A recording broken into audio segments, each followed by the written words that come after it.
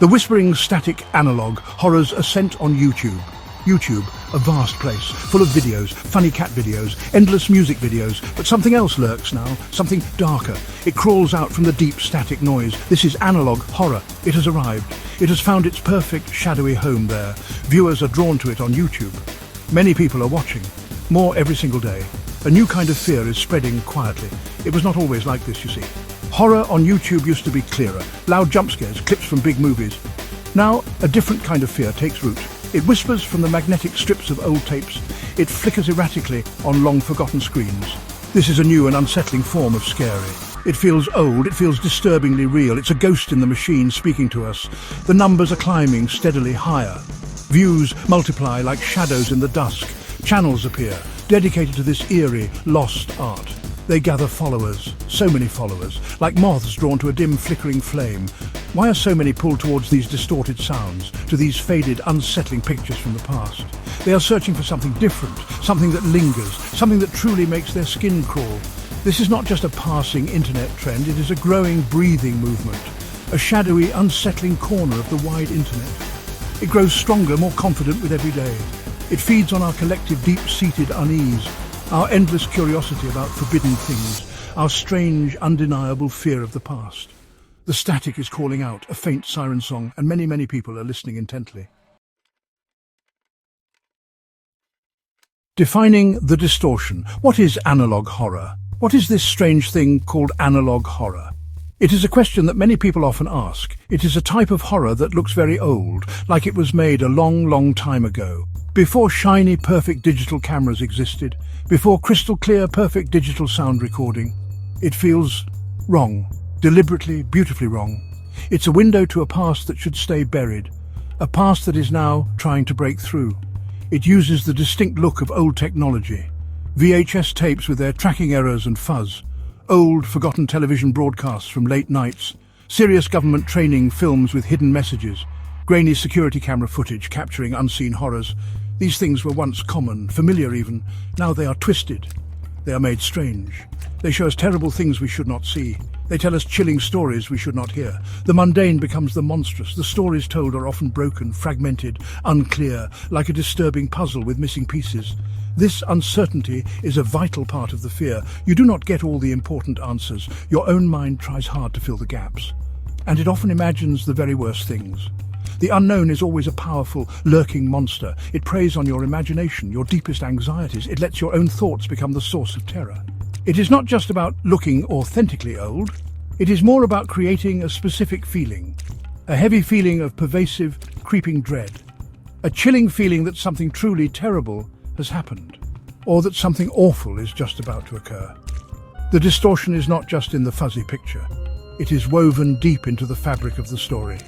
It is designed to get inside your own mind and stay there, long after you look away. The aesthetics of decay, vintage visuals, and their unsettling charm. The specific look of analog horror is absolutely key. The fuzzy, indistinct pictures that hide details, the distorted, warped sound that unnerves you, the colors that are not quite right, faded, sickly. These are not mistakes made by the creators. They are deliberate choices. They are carefully crafted.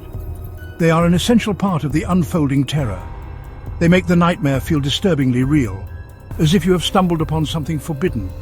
Think of an old, worn VHS tape for a moment, one you might have found in a dusty attic. It is worn out. It has glitches and lines. The tracking is off, making the image jump. This very imperfection makes the horror feel authentic, like it is a genuine lost recording you found. A forbidden document that was never meant for eyes.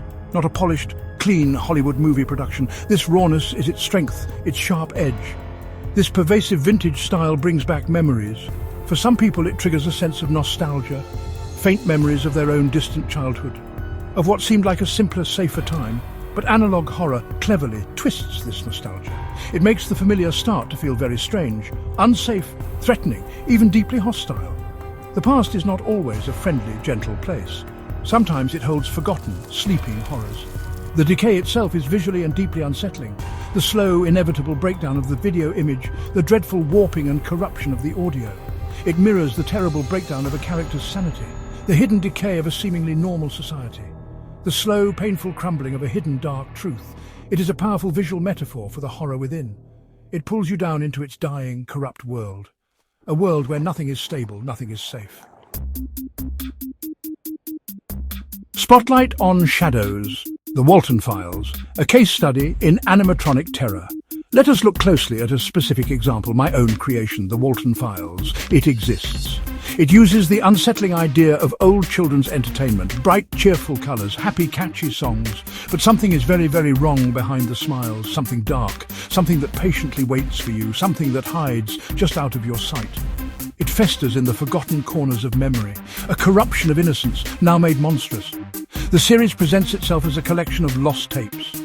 Tapes from a closed-down place called Bond's Burgers, a family restaurant with large animatronic performers. These complex machines were originally meant for joy, but they became empty vessels, hollow shells, vessels for something else entirely, something unnatural, something that should not exist in this world. Their painted eyes are empty, devoid of light. They stare out, seeing things you cannot comprehend. People connected to the restaurant went missing, vanished. The founders, Jack Walton and Felix Kranken, disappeared. The recovered tapes try to explain what happened, or perhaps they try to hide the awful truth. The grainy, low-quality footage, the distorted, pained voices. They create a profound and deep sense of unease. You feel like you are watching something forbidden, something you were never, ever meant to see. The terrible truth is buried deep, under layers of lies. The animatronics themselves are inherently terrifying. Their pre-programmed movements are stiff, jerky, unnatural. Their faces are frozen in wide, artificial smiles, but their eyes tell a different story. A terrible story of unbearable pain, of suffering, of being trapped, confined within metal and plastic. This is why it resonates with so many people. It touches a primal childhood fear. We all know it, the deep, unsettling fear of the uncanny valley. Section 5. Government tapes and lost broadcasts, exploring CHSS and No Through Road. Other powerful series also use this unsettling, corrupted past. CHSS is one such notable and chilling example. It perfectly mimics the look of old government films from the tense, uncertain era of the 1980s. They present as mental wellness program videos. Helpful, but they are not what they initially seem to be. There is a hidden, sinister agenda lurking beneath. A darker, more disturbing purpose under the calm voice. The official tone makes the lies more potent. These carefully constructed films slowly reveal something else, something terrifyingly supernatural, something deeply wrong. The government is not just trying to help its citizens, it is involved in something strange, something dangerous. The pervasive Cold War fears are cleverly twisted here. The official authoritative look makes the horror more believable, more chilling because it feels like it could be true. Trust in authority is deliberately, effectively broken. The tapes show a reality far worse than imagined. Then there is No Through Road, an early pioneer. It was one of the first to truly explore this path. It feels exactly like a disturbing home video recording. 4 teenagers, lost in the woods, driving, stuck in an impossible repeating time loop. A silent masked figure relentlessly hunts them down. The raw, unedited footage, the genuine fear in their voices. It feels incredibly immediate, frighteningly personal, like it could easily happen to you or someone you know. These varied series clearly show the immense power of presentation. A stern government seal on a faded document, a fuzzy, damaged home recording found by chance. These familiar formats lull you into a false sense of reality. They make you lower your guard, just for a moment. Then, the true horror slowly, deliberately seeps in. Through the visible cracks in the aging videotape, through the oppressive static on the flickering television screen. The ordinary, everyday world becomes a terrifying trap. Section 6. The found footage phenomenon, Marble Hornets and the personal terror. Marble Hornets also showed us the dark way forward. It started a long time ago in internet years. A simple student film project. Innocent enough, gone wrong. Very, very terribly wrong indeed. One friend, Jay, investigates his friend Alex's disappearance. He finds a box of tapes, old videotapes, tapes his missing friend Alex had obsessively made, tapes showing something strange and tall following him. A silent observer in the periphery of his life. That something was a tall, thin, faceless figure, known only as the operator. A chilling presence. It appeared silently in the distant background, in the deep shadows of trees and darkened rooms, always watching, always present, never speaking a word. The profound fear came from this constant, silent presence, this unknown, unknowable and omnipresent threat. The damaged tapes were the only remaining evidence, the only testament to Alex's growing paranoia and terror. The series felt so incredibly real to many viewers, like you were right there watching Jay, the investigator, watching him painstakingly uncover this disturbing hidden mystery. His mounting fear slowly became your own fear. The shaky, unsteady camera movements, the realistic glitches, the long, quiet moments filled with suffocating dread. It was intensely personal, not about grand spectacle. It was not a big, roaring monster that chased you. It was a creeping, insidious, silent kind of terror. Marble Hornets definitively proved that you do not need big budgets. You do not need expensive, flashy special effects. You need a good, compelling story, a mystery, a strong, oppressive atmosphere that seeps into your bones. And a clever way to make people truly believe, to make them feel like they are part of the nightmare, like they have stumbled upon something they should not have. This is the very heart of effective found footage horror. The illusion of reality is its most potent weapon.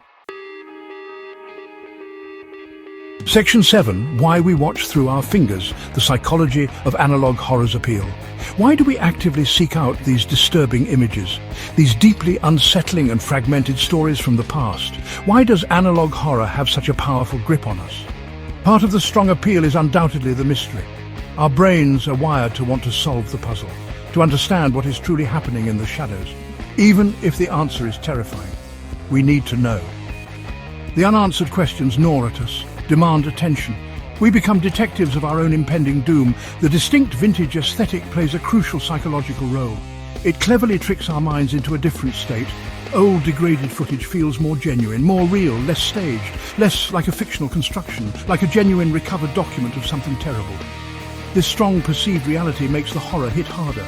It bypasses our usual learned defenses against fiction.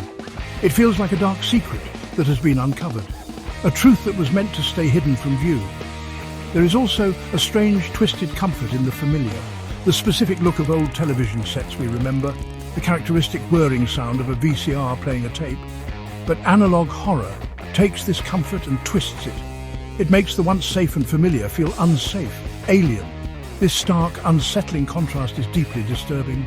It is like finding a terrifying monster under your childhood bed. The cherished past is now infected, tainted by fear. Nowhere feels entirely safe anymore, not even memory. And then there is the powerful shared experience. Watching these strange and scary series together, discussing complex theories online with other fans, trying to piece together the fragmented lore and timelines. It creates a strong, vibrant community of viewers, a dedicated group of people all staring into the same abyss. Fear can often be a very lonely, isolating thing.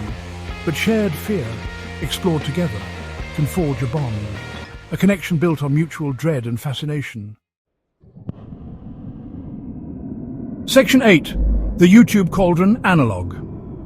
Horror's impact on the online horror community. YouTube is the perfect natural home for analog horror. It is a vast platform for independent creative creators, people with unique, often unsettling visions for stories, people who want to tell scary stories in new ways. Analog horror thrives in this open, accessible environment.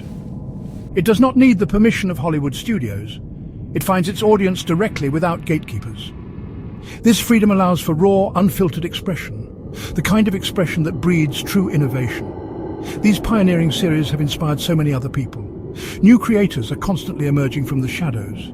They are actively experimenting with the established style. They are pushing the known boundaries of the genre.